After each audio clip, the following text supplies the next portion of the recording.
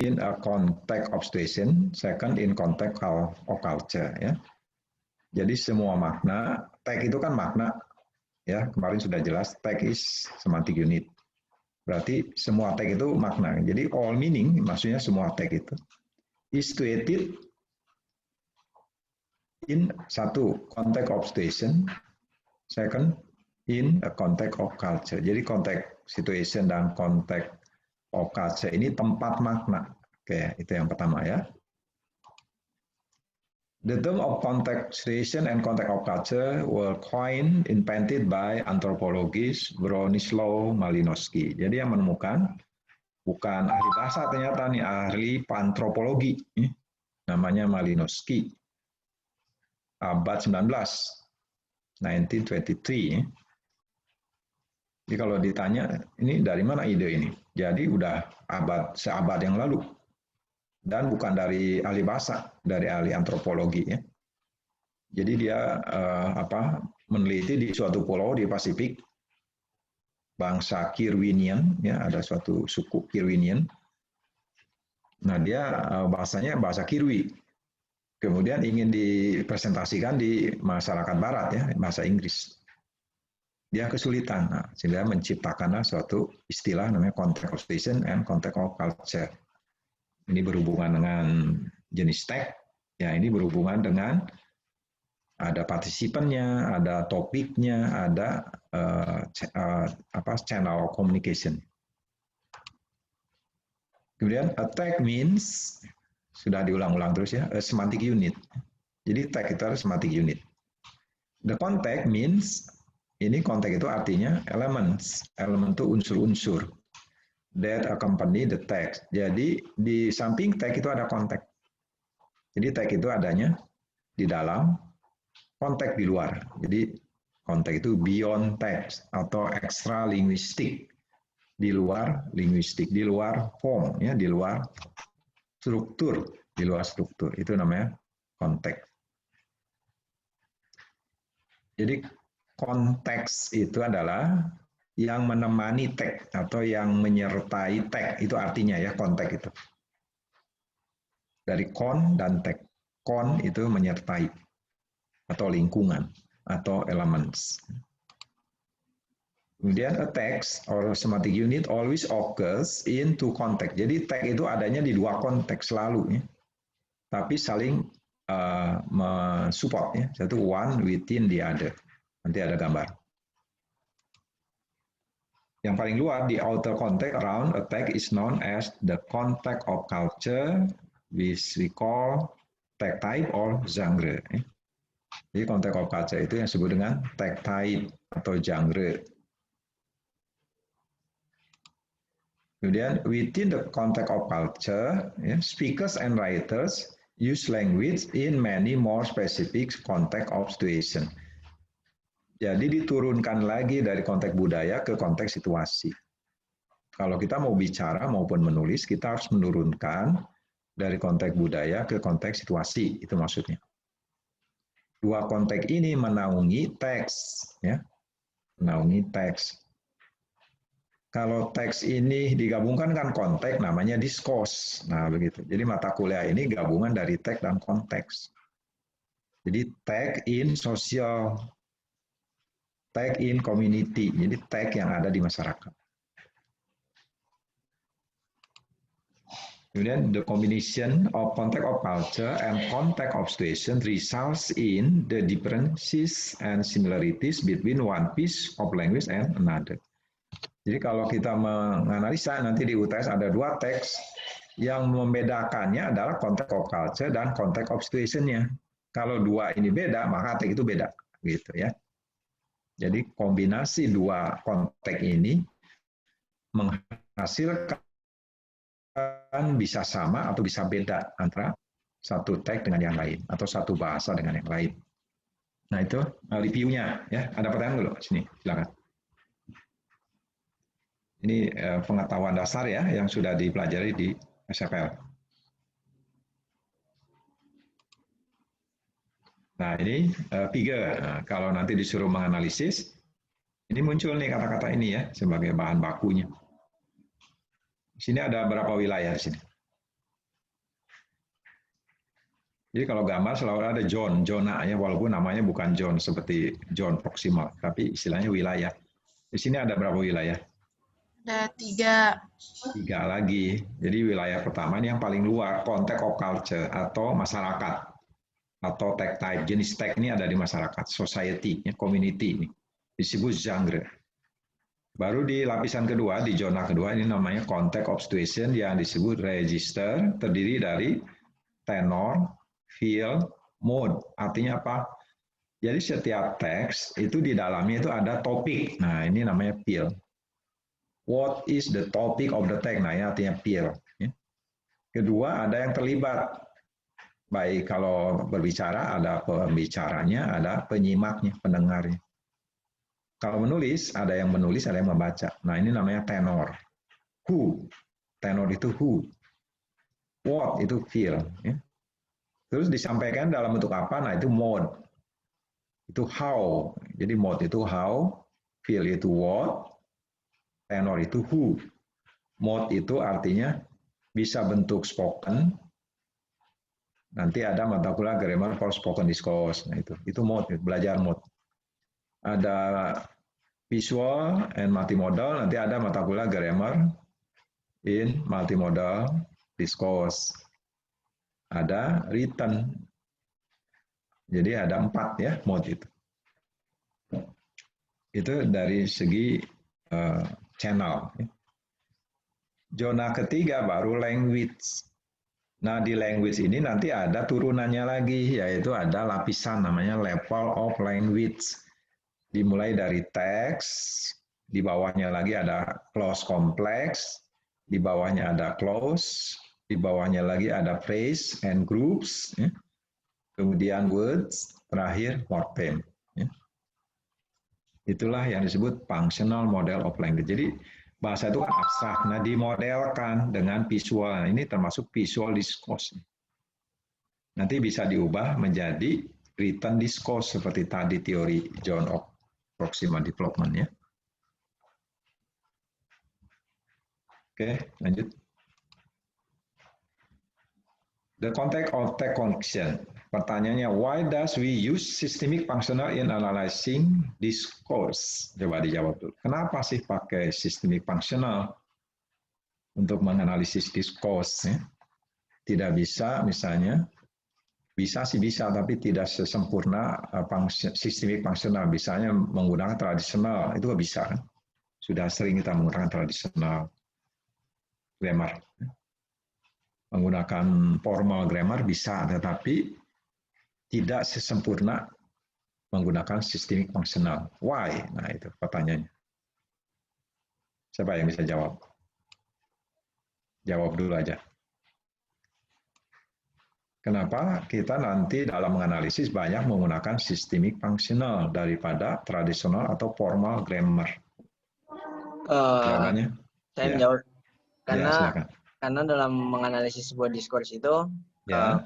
bukan hanya menganalisis strukturnya, tapi lebih untuk menganalisis seperti konteks, tujuan dari diskurs tersebut, maknanya, seperti itu. Ya, betul.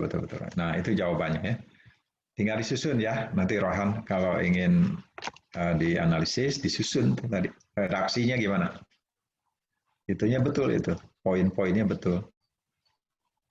Poinnya jadi because this model of language help us understand how text work to make meaning. Nah, itu jawabannya ya.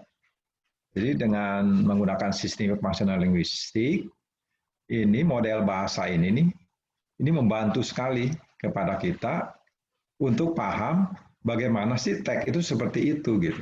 Berfungsi seperti begitu rapihnya ya, begitu bagusnya menyampaikan makna. Yang tradisional tidak bisa memberikan pemahaman kepada kita bagaimana teks itu berfungsi membuat makna, menyampaikan makna. Itu kenapa harus sistemik fungsional ya. Kemudian yang akhirnya this in turn enable us facilitate analysis, kita sebagai penganalisa in analyzing discourse. Nah itu apeknya. Kemudian lagi, additionally, Jadi selalu menggunakan tadi ya cohesive devices karena kita sudah belajar, jadi selalu gunakan ini. Jadi enak. This model of language explains the connection between context and text yang tidak ada di tradisional atau di formal grammar, tapi bukan berarti jelek, melengkapi. Ini juga nanti ada yang mengkritik. Si Pandik mengkritik SFL, katanya jelek juga. Tapi sementara kita ini aja belum bisa ya. Jangan membaca Pandik ya yang mengkritik SFL, nanti kita jadi galau ya. Itu biasa ya di dunia barat itu saling mengkritik biasa, tapi tidak berantem mereka. Itu hanya untuk menunjukkan kerja otak gitu. Otak kita harus dihargai. Saling mengkritik tapi tidak berantem. Jangan berantem mengkafirkan misalnya. Menjelekkan. Oke, itu ya.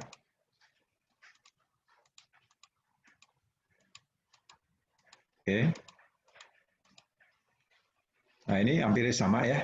Ini nanti untuk bahan analisis, ini bahan-bahannya bisa diulang-ulang. Ya.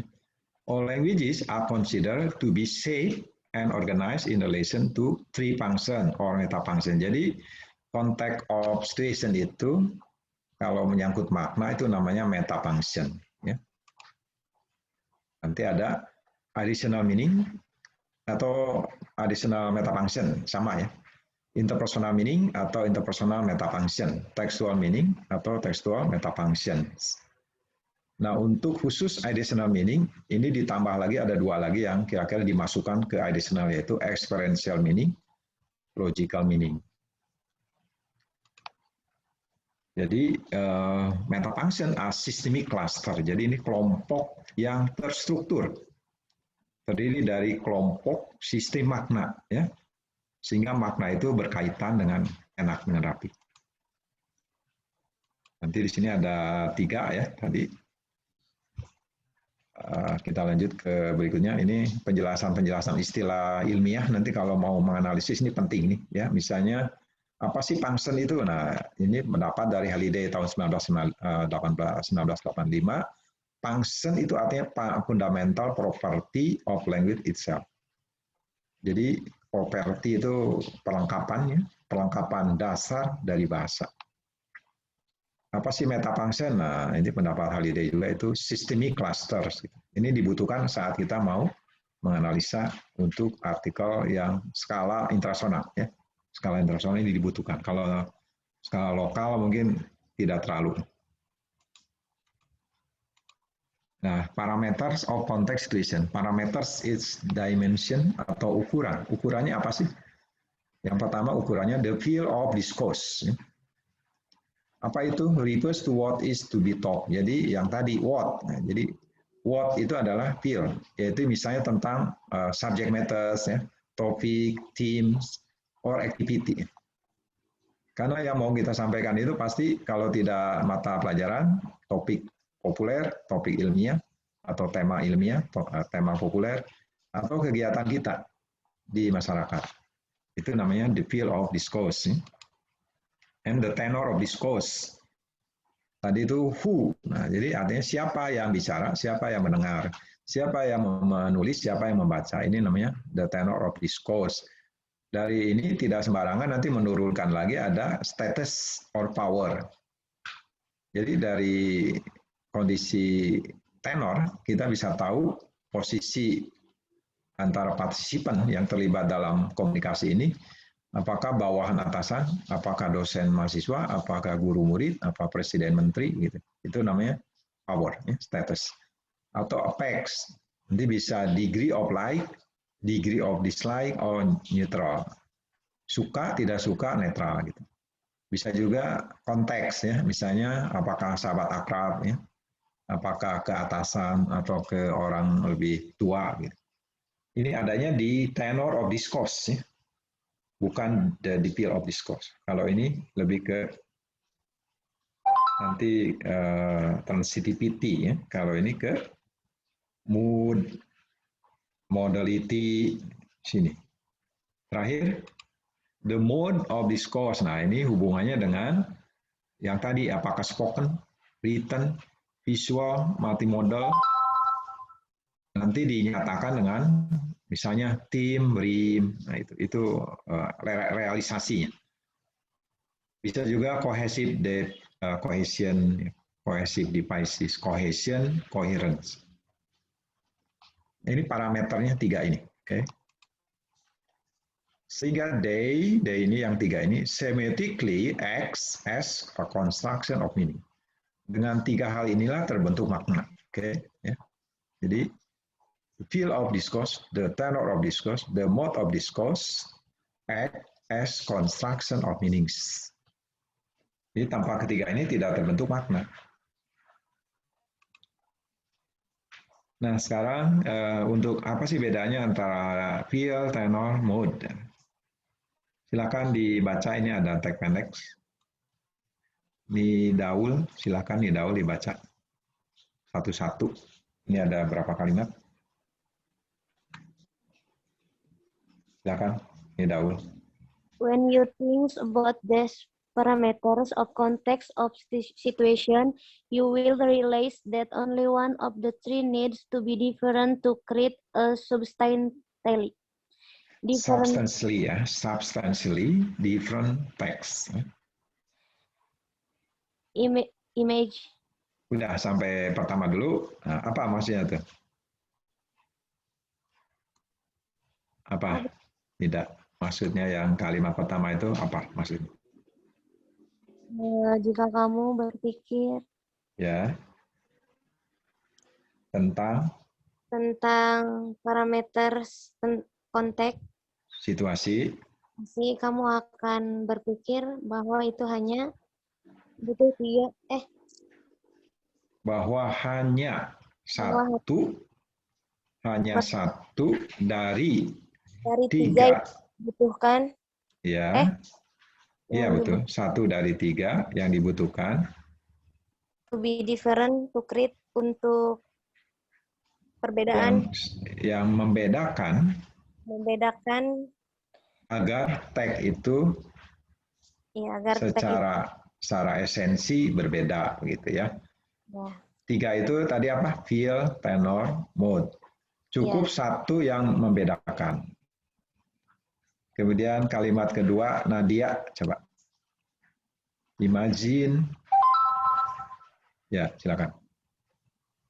Imagine the difference between a job application letter and a letter to a friend about your hopes of getting job.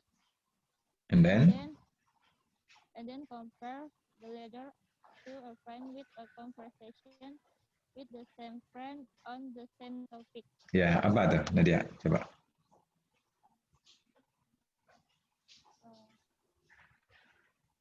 Misalkan perbedaan antara apa? Job application letter itu apa? Surat lamaran kerja. Ya, sebuah surat lamaran kerja dan sebuah surat kepada seorang teman tentang harapan kita mendapatkan pekerjaan. Dan agak bandingkan dengan surat ke teman, ya, dengan percakapan dengan teman yang sama, topik yang sama, yaitu tentang mendapatkan pekerjaan. Di sini ada berapa teks dari kalimat dari when sampai the topic, ada berapa teks? Ada berapa teks?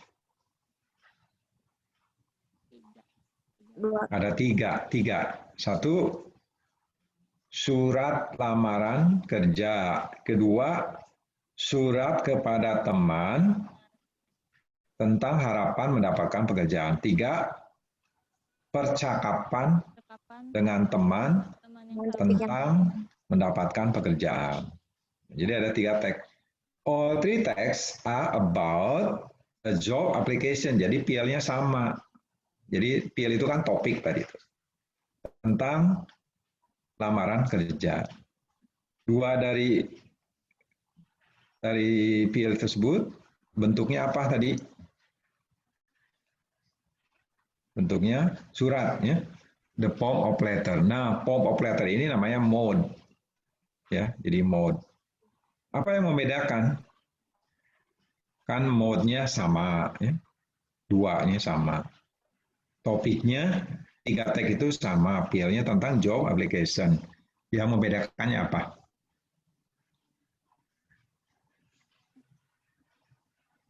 Yang membedakannya tenor ternyata, ya. Apa? Kenapa tenornya berbeda? Yaitu antara writer and reader. Bisa dijelaskan apa perbedaannya antara writer dan reader dari 2 surat ini? Ini kan 2 surat dan 1 percakapan. Apa yang membedakannya?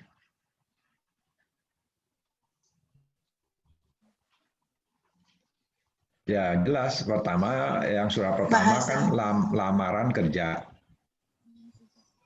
Saya sebagai pelamar, kemudian melamar ke sebuah sekolah, misalnya sekolah swasta atau ke perusahaan, misalnya ke perusahaan penerjemahan, ingin jadi penerjemah. Berarti saya di pihak yang lemah, nanti statusnya rendah. Karena yang menentukan kita diterima tidak itu lebih tinggi statusnya, misalnya manajer, ya, bidang sumber daya manusia di sekolah tersebut atau di perusahaan tersebut. Yang kedua, saya dengan teman, saya menulis surat ke teman, nah kan namanya juga teman, jadi itu equal itu setara. Ya. Itulah tenor, oke? Jadi ada perbedaan di status. Tenor of discourse berbedanya di status dan di kontak. Kontaknya itu intim, frekuensi, sering ketemu dengan teman, intimacy of social contact. Itu maksudnya parameter of contact of station, ya. Jadi kalau menganalisa ini ilmu-ilmu ini dipakai nih, ya, konsep-konsep ini dipakai, pengertian ini dipakai. Ya. Ada pertanyaan nggak sampai sini? Sebenarnya mengulang ya, ya Miss, mengulang ya Miss, sudah dibahas ya.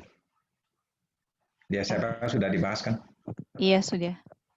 Cuman Sudah, mungkin ya. banyaknya istilahnya lebih ke ini interpersonal, tekstual kayak gitu. Oh, enggak tiga-tiganya? Iya, tiga-tiganya.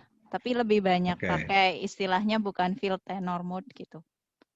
Oh ya, jadi itu nanti kita simpulkan ya, nanti ada berikut. Ada pertanyaan, mahasiswa? Silakan sampai sini.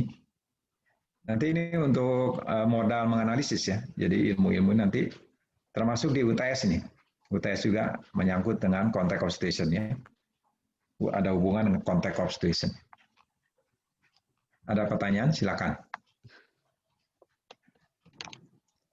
Kita tanya jawab dulu ya, jangan saya terus nanti bosan.